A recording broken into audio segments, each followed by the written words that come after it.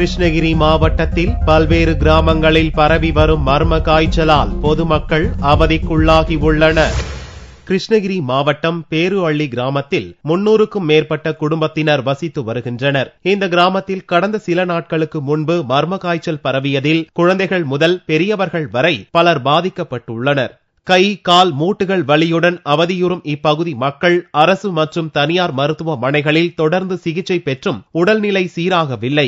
சுகாதாரத்துறை அதிகாரிகள் அளிக்கும் மருந்துகளை சாப்பிட்டாலும் நாளுக்கு நாள் காய்ச்சலால் பாதிக்கப்படுபவர்களின் எண்ணிக்கை அதிகரித்து வருவதாக கிராம மக்கள் கூறுகின்றனர். 300-400 பேருக்கு மேல பயங்கரமான காய்ச்சலுங்க.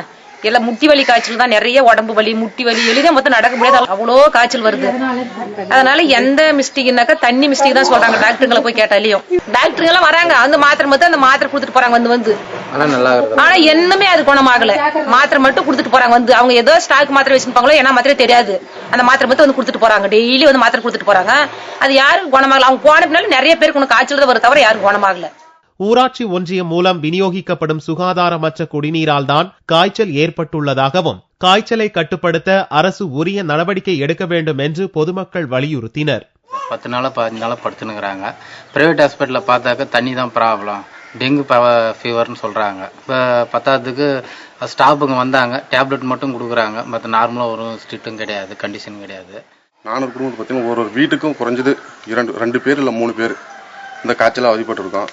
அரசு தரப்புல வந்து பாத்தீங்கன்னா வந்து ஒரே ஒரு நாள் மொபைல் வண்டி வந்தது. வந்து டாக்டர் வந்து நம்ம டாக்டர் அம்மா கீழே கூட இறங்கல. வண்டியில இருந்து பார்த்தா நீங்க சுத்தமா இல்ல, இது மாதிரி உங்களுக்குலாம் செய்ய முடியாது, டேப்லெட் தரம் வந்து சாப்பிட்டு போங்க, இதுதான் முடியும்னு சொல்லிட்டு கொடுத்து டேப்லெட் கொடுத்துட்டு பிரச்சனை மாதிரி தான் அவங்க உடனே கிளம்பி போயிட்டாங்க.